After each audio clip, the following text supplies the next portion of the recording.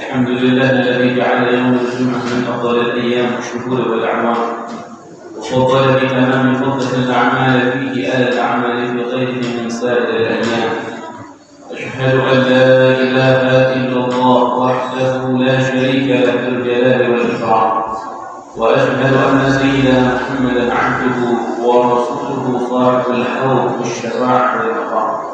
اللهم صل وسلم على سيدنا محمد وعلى سائر الأنبياء والمرسلين والملائكة الكرام، وعلى آله وأصحابه والتابعين لهم بإحسان إلى يوم يساق فيه المؤمنون إلى دار الخلود والسلام. أما بعد، فيا أيها الناس أوصيكم ونفسي بتقوى الله فقد فاز المتقون.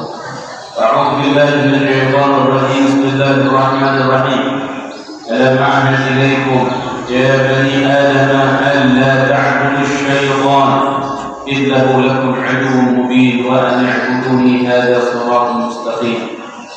صدق الله العظيم وصدق رسوله النبي الكريم، ونحن على ذلك من الشاهدين والشاكرين والحمد لله رب العالمين. Hadirin sidang salat Jumat yang dirahmati oleh Allah Subhanahu wa taala.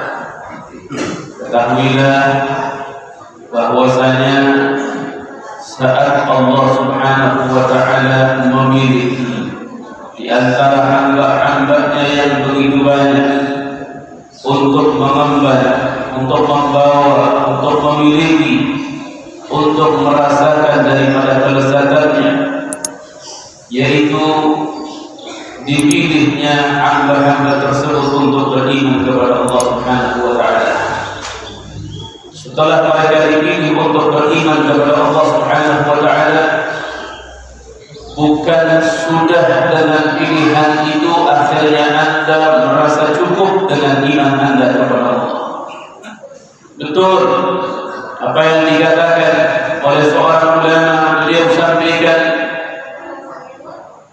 al-mar'u bidunil imani mayyitun wa in kana yamshi 'ala al-ardi. Seorang manusia tanpa iman kepada Allah itu adalah bangkai yang menjijikan sekalipun dia berjalan di atas muka bumi. Jadi ibadah Allah, setelah kita memiliki iman sehingga kita hidup dengan benar, dengan baik, ingat, iman itu bukan pilihan kita. Iman itu bukan anugerah dari ibu dan bapak kita, melainkan iman adalah nurun fi qalbi yabdi'uhu man syaa wa ma syaa. Itu adalah cahaya yang dianugerahkan oleh Allah pada hamba-hamba yang dikehendaki baik oleh Allah Subhanahu wa taala. Namun ketahuilah kepada Allah, setelah iman itu sudah berada di dalam sanubari dan hati kita, mendarah daging iman tersebut, sehingga tidak ada kepercayaan kita kecuali hanya kepada Allah yang hak untuk kita sembah, kecuali hanya kepada Allah yang hak untuk kita minta dengan doa-doa kita, yang hak untuk kita nyatakan iyyaka na'budu wa iyyaka nasta'in. Ibadallah, Anda jangan pernah merasa bahwa dengan iman itu sudah cukup. Tidak, ibadallah.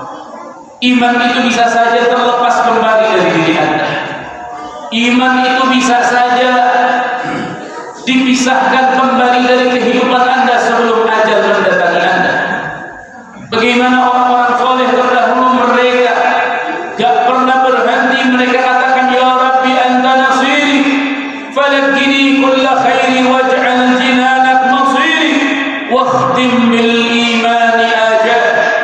Dengan kondisi kesolehan mereka yang luar biasa, dengan kondisi ibadah mereka yang luar biasa, dengan kondisi sedekah mereka yang luar biasa, dengan kondisi kemuliaan di sisi Allah yang begitu luar biasa, ibadallah, Anda tahu mereka katakan, ya Rabbi anta nasiri, wahai Allah, Engkaulah yang maha menolongkan, Engkaulah yang maha membantu kami, falaqtini kulla khairi, temukanlah kami dalam kehidupan dunia dan akhirat kepada kebaikan-kebaikan, ya Allah. Waj'al jinanak masiri, dan jadikanlah ya Allah meninggal yang terakhir bagi kami. Wahtim bil imanil ajal. Mereka punya kekhawatiran besar, padahal sujud mereka tak henti-henti. Mereka punya kekhawatiran besar, padahal zikir mereka tak henti-henti. Mereka punya kekhawatiran besar, padahal ilmu mereka begitu dalamnya. Jangankan cuma Al-Quran yang 30 juz, selebihnya daripada itu mereka hafalkan. Muridnya banyak, karangannya banyak, pesantrennya besar, amal mereka luar biasa. Namun kekhawatiran mereka selalu mereka katakan, waqtim bil imani ajal. Akhirilah dengan iman ajal-ajal kami ya Allah. Ingatlah ya Allah, saat Anda sudah punya iman, ada hal yang luar biasa yang sungguh harus Anda jaga semua, sehingga hal tersebut menjadi cerminan keimanan Anda. Kalau Anda lalai dengan hal ini, maka iman Anda begitu lemah. Bisa saja ada Anda datang, maka Anda sudah tidak beriman lagi kepada Allah. Kalau Anda sungguh-sungguh menjaga hal ini dengan baik, Anda sungguh-sungguh menjaga hal ini dengan benar, itu adalah cerminan kuatnya iman Anda. Itu adalah cermin betapa Anda adalah hamba yang dikasihi dan disayangi oleh Allah. Sehingga janganlah Anda meninggalkan dunia ini kecuali iman melekat dalam hidup Anda, iman melekat dalam hati Anda. Apa hal itu ibadah Allah? Hal itu adalah as-salat. Hal itu adalah salat 5 waktu yang betul-betul kita banyak melalaikannya. Tidak sedikit orang Islam menjadikan waktu untuk salat itu waktu sisa ibadah Allah. Waktu sisa mereka jadikan untuk mengisi kekosongan di waktu itu untuk sholat ibadah. Mereka tidak menjadikan sholat itu sebagai tujuan untuk hidup mereka ibadah. Berapa banyak manusia yang mereka mengatakan amantu billah, mereka mengatakan iman kepada Allah, namun mereka siap meninggalkan sholat demi kehidupan dunia semata ibadah. Mereka siap meninggalkan sholat demi mengejar harta, demi mengejar jabatan. Bahkan mereka siap ibadah untuk seumur hidup tidak sholat, asalkan hidup mereka bergelimang dengan harta.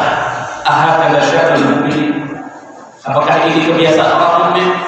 Apakah ini akhlaknya orang mukmin? Hasya wa kalla, tidak ibadah. Orang mukmin akan siap mengorbankan segala-galanya untuk sholat mereka. Orang mukmin akan siap mengorbankan jabatan untuk sholat mereka. Orang mukmin akan siap mengorbankan segala isi dunia ini untuk sholat mereka ibadah Allah. Anda bayangkan coba. Jangankan Anda berbicara tentang sholat 5 waktu ibadah Allah, Anda berbicara 2 rakaat sebelum subuh. Bagaimana Nabi sallallahu alaihi wasallam katakan, raka'atan minal fajri khairun minad dunya wa ma fiha. 2 rakaatmu sebelum sholat subuh itu lebih baik daripada dunia beserta isi-isinya ibadah Allah. Kalau orang-orang soleh terdahulu, orang-orang mukmin yang benar, orang-orang yang berharap ridhonya Allah, orang-orang yang berharap surganya Allah, mereka siap mengorbankan seisi dunia demi mendapatkan 2 rakaat sebelum subuh. Maka bagaimana dengan 17 rakaat sholat fardunya ibadah Allah?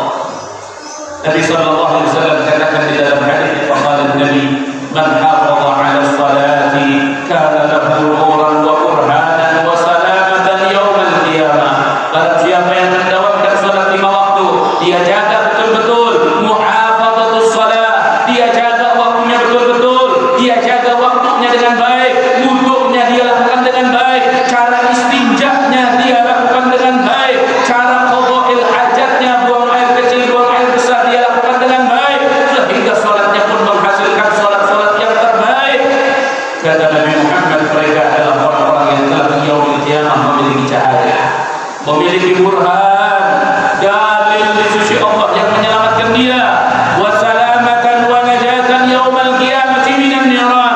Mereka adalah hamba-hamba yang akan diselamatkan oleh Allah daripada berupa macam-macam siksa api neraka. Maka oleh sebab itu ibadah Allah, tidak ada langkah yang terbaik bagi kita.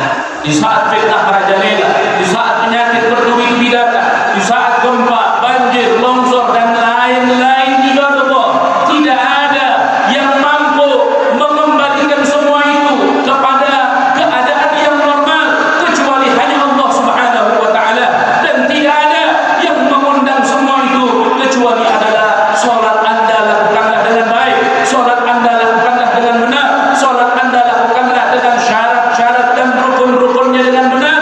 Cara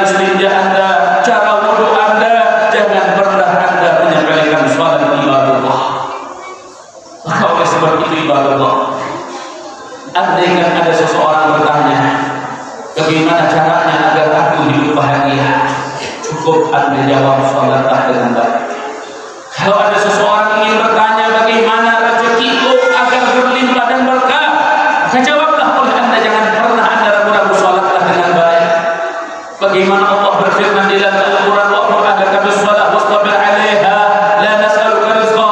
Sabarlah kalian dengan salat, perintahkanlah keluarga kalian dengan salat. Aku enggak minta bayaran kata Allah, aku enggak minta apa-apa, justru aku yang akan memberikan bayaran kepada kalian kata Allah Subhanahu wa taala. Jadi ibadallah, gudang segala kebaikan ada pada salat, gudang kebahagiaan kita ada pada salat ibadallah. Anda ingin bahagia dunia dan akhirat, maka dirikanlah salat dengan baik. Seseorang datang kepada Imam Hasan Al-Basri, wahai Imam Hasan Al-Basri, aku ingin merubah hidupku, namun aku tidak tahu dari mana aku mengawali perubahan itu. Kata Imam Hasan Al-Basri, idza aradta an tughayyir hayataka wa lam tadri ayna tabda fabda'ha bis-shalah. Apabila engkau mau merubah hidupmu ke arah yang lebih baik, ke arah yang lebih bahagia, ke arah yang betul-betul diridai oleh Allah, dan engkau tidak tahu mulainya dari mana, kata Imam Hasan Al-Basri, maka mulailah dari salatmu. Perbaiki salatmu, dirikan salatmu dengan benar, wudu'mu jalankan dengan benar. Ketika engkau menjalankan itu semua, engkau sungguh telah merubah hidupmu ke arah yang lebih baik. Makanya mudah-mudahan para jamaah rahimahullah, sidang salat Jumat yang dirahmati oleh Allah, sebentar lagi kita dirikan salat Jumat yang dimaksudkan oleh Allah. Mudah-mudahan salat-salat kita diterima oleh Allah Subhanahu wa taala, wudu kita diterima oleh Allah, cara istinja kita betul-betul sesuai dengan syariat sehingga dijadikan amal ibadah di sisi Allah, dan mudah-mudahan amal-amal kita, kesalehan yang sudah kita lakukan diterima oleh Allah, amal buruknya dimaafkan oleh Allah. Sisa waktu ke depan sedikit lagi, sebentar lagi, tidak ada yang lama di antara kita menjalankan hidup ke depan, maka manfaatkanlah sebaik-baiknya untuk mendirikan salat. Manfaatkanlah sebaik-baiknya untuk salat berjamaah, untuk Anda selalu berada di masjidnya Allah Subhanahu wa taala. Jangan sampai di waktu Allah memandang kepada masjid sementara Anda tidak ada di dalamnya. Merugikan orang-orang seperti itu. Semoga akhir kehidupan kita Allah wafatkan dalam keadaan husnul khatimah. Allah wafatkan kita dalam keadaan beriman kepada Allah. Allah jadikan kita orang-orang yang bahagia dunia dan akhirat. Barakallahu li wa lakum bil Qur'anil azim wa iyyakum bil ayatil karimah. أقول قولي هذا واستغفر الله العظيم لي ولكم ولجميع المسلمين فاستغفروه إنه هو الغفور الرحيم.